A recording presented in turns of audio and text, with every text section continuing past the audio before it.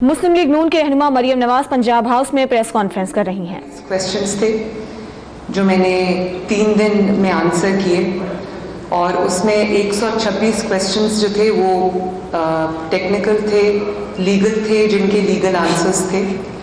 ان میں سے ایک سوال یہ تھا کہ یہ مقدمہ آپ پر کیوں بنایا گیا؟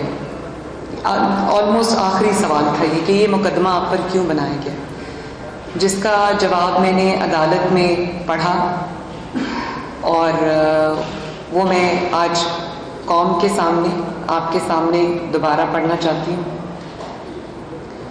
اس کا کچھ حصہ جو ہے وہ انگریزی میں ہے اور باقی حصہ جو ہے وہ اس کا اردو میں ہے۔ تو جو انگریزی میں ہے اس کی میں چند لائنیں پڑھ کے میں اس کی تھوڑی سی ٹرانسلیشن بھی کر دوں گی تاکہ سب کے لیے آسانی ہو۔ اس میں سوال یہ تھا کہ یہ آپ کیا سمجھتی ہیں کہ یہ مقدمہ آپ پر کیوں بنایا گیا؟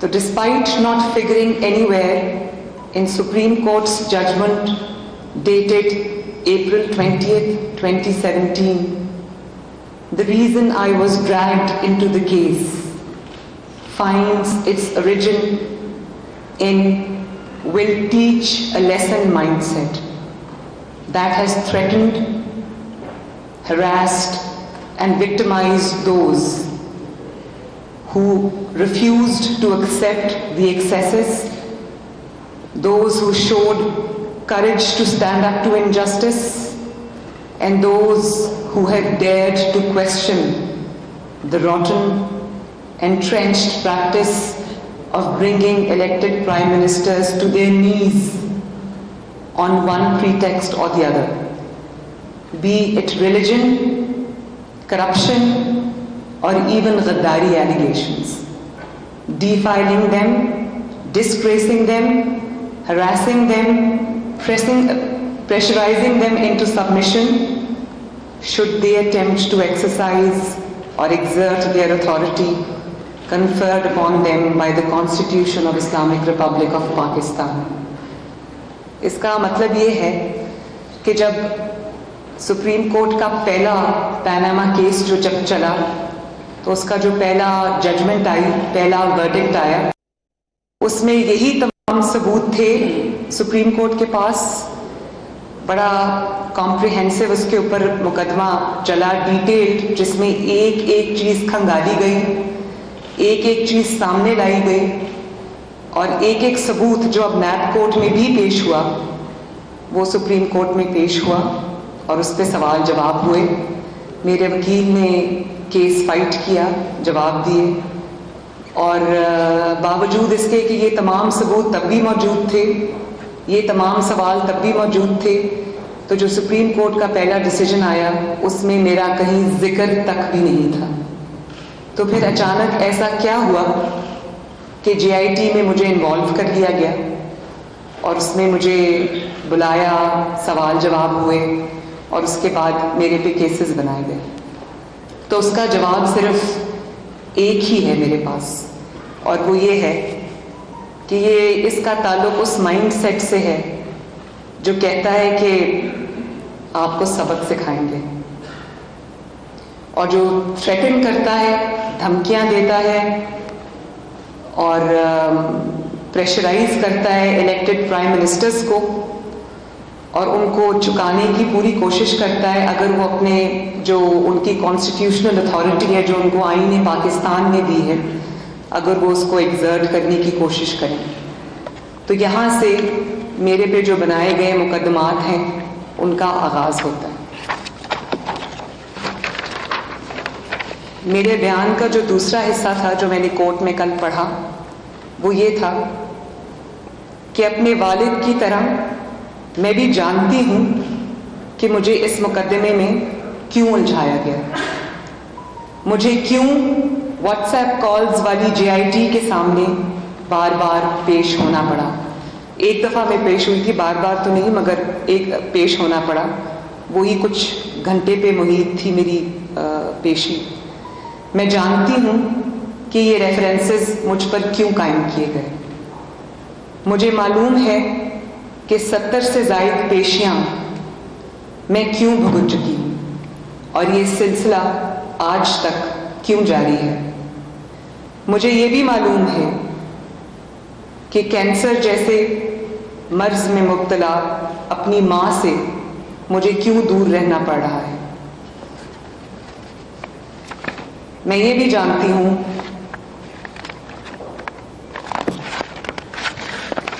کہ پاکستان کی 70 سالہ تاریخ میں وطن عزیز کی کسی خاتون، کسی ماں، کسی بیٹی، کسی بہن کو اس طرح اتنی پیشیاں نہیں بھگتنی پڑی۔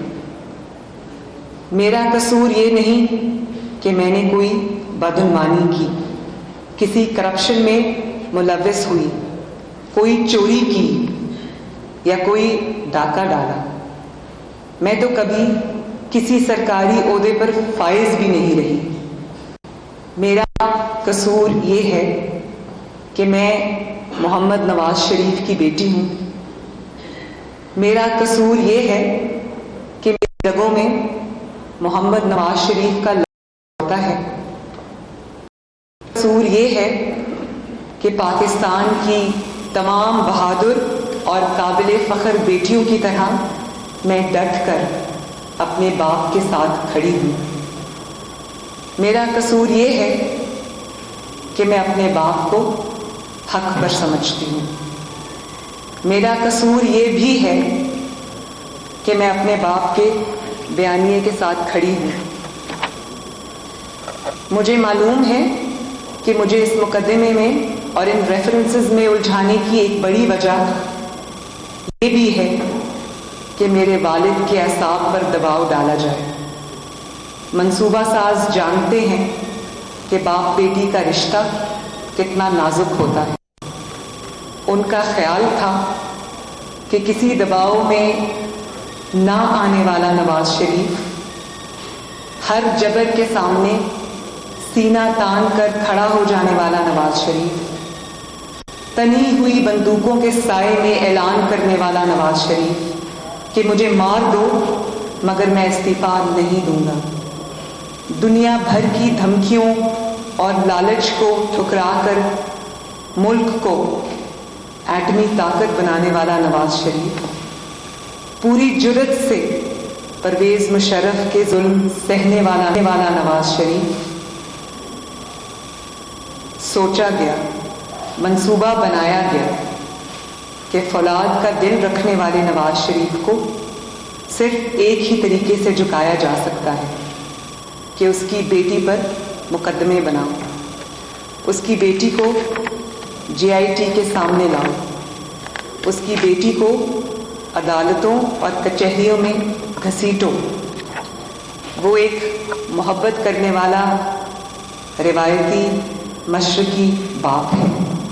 بیٹی کو کٹہرے میں دیکھے گا تو اس کے اعصاب جواب دے جائیں گے، وہ گردن جھکا دے گا، لیکن ایسا سوچنے والے نواز شریف کو نہیں جانتے، ایسا سوچنے والے نواز شریف کی بیٹی کو بھی نہیں جانتے۔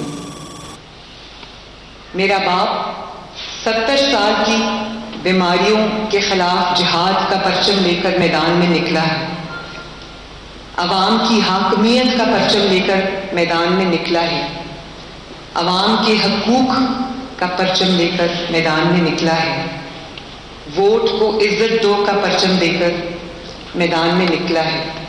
کرسی کے لیے نہیں، اقتدار کے لیے نہیں، ایک بڑے انقلاب کے لیے، ایک بڑی تبدیلی کے لیے میدان میں نکلا ہے۔ پاکستان میں ووٹ کی عزت پر یقین رکھنے والا ہر شخص آج اس کے ساتھ ہے۔ میں اس جہاد میں اس کے ساتھ کھڑی ہوں، اس لیے بھی کہ میں نواز شریف کی بیٹی ہوں، اور اس لیے بھی کہ میں اس پاکستان کی بیٹی ہوں جسے دنیا بھر میں تماشا بنا کے رکھ دیا گیا۔ ہمارے دین میں، ہماری تہذیب میں، ہماری اقدار میں، ہماری روایات میں بیٹیوں کو ایک خاص مقام حاصل ہے۔ ہمارے معاشرے میں صدیوں سے کہا جا رہا ہے کہ بیٹیاں سب کی سانجھی ہوتی ہیں، لیکن آج یہ تمام روایات، یہ تمام اقدار، سب کچھ بغض، اناد اور عداوت کی نظر ہو گیا، سب کچھ سیاسی انتقام کی بھینٹ چڑھا دیا گیا۔ آج بیٹیاں سانجھی نہیں رہی، آج کا دستور یہ ہے کہ بیٹی کو باپ کی سب سے بڑی کمزوری بنا کے استعمال کرو۔ لیکن میں منصوبے بنانے والوں کو یہ کہنا چاہتی ہوں کہ یاد رکھو، نواز شریف کی بیٹی اس کی کمزوری نہیں، اس کی طاقت ہے۔ اللہ تعالیٰ کے فضل و کرم سے سر اٹھا کے اس کے ساتھ کھڑی ہے، ہر آزمائش میں، ہر امتحان میں اس کے ساتھ رہے گی۔ میں نواز شریف کی بیٹی ہوں، پاکستان کی بیٹی ہوں، میں پاکستان سے محبت کرنے والے ہر غیرت مند باپ کی بیٹی ہوں، نہ اپنے باپ کا سر جھکنے دوں گی، نہ غیرت مند پاکستانیوں کا سر جھکنے دوں گی، اور انشاءاللہ نہ پاکستان کا سر جھکنے دوں گی۔ نواز شریف کے بہت سے جرائم ہوں گے، بہت سے گناہ ہوں گے، جن میں کچھ یہ میں بتاتی ہوں۔ یہ کہ اس نے پاکستان کے دفاع کو ناقابل تسخیر بنایا، اس نے پاکستان کو جدید ترین انفراسٹرکچر دیا، اس نے پاکستان میں جدید شاہراہوں اور موٹر ویز کا جال بچھایا، بلوچستان کو بدامنی سے نکال کر امن و سکون دیا، اس نے شہر قائد کراچی کی رونقیں بحال کی، اس نے دیوالیہ ہو جانے والی معیشت کو بحال کیا، اس نے نوجوانوں اور بے روزگاروں کے لیے روزگار کے مواقع کھولے، اس نے 19 سال بعد مردم شماری کرائی، اس نے 70 سال بعد فاٹا کو قومی دھارے میں شامل کیا، اس نے وطن کے اندھیرے دور کیے اور بجلی کی پیداوار میں 10,000 میگا واٹس کا اضافہ کیا، اس نے دہشت گردی کا خاتمہ کیا، اس نے سی پیک کی شکل میں پاکستان کو اربوں ڈالر کی سرمایہ کاری دی، اس نے پاکستانی قوم کو امید اور یقین کی روشنی دی۔ وہ پہلی بار ایک ڈکٹیٹر کو قانون کے شکنجے میں لایا۔ یہ سب اس کے جرائم ہیں، یہ سب اس کے گناہ ہیں، اس لیے وہ پیشیاں بھگت رہا ہے، اسی لیے اس کو مقدموں میں الجھایا جا رہا ہے۔ لیکن میرا واحد قصور یہ ہے کہ میں نواز شریف کی بیٹی ہوں، میں اس کی بیٹی اور پاکستان کی بیٹی کی حیثیت سے ہر سزا کے لیے تیار ہوں۔ میرا ایمان ہے کہ سب سے بڑی عدالت اللہ تعالیٰ کی عدالت ہے، وہ عدالت جہاں کوئی واٹس ایپ کالز نہیں ہوتی، جہاں کوئی JIT نہیں بنتی، جہاں کسی گواہ کی ضرورت نہیں پڑتی۔ مجھے یقین ہے کہ جج صاحب کی عدالت فیصلہ دیتے وقت اس بڑی عدالت کو ضرور یاد رکھے گی۔ بہت بہت شکریہ۔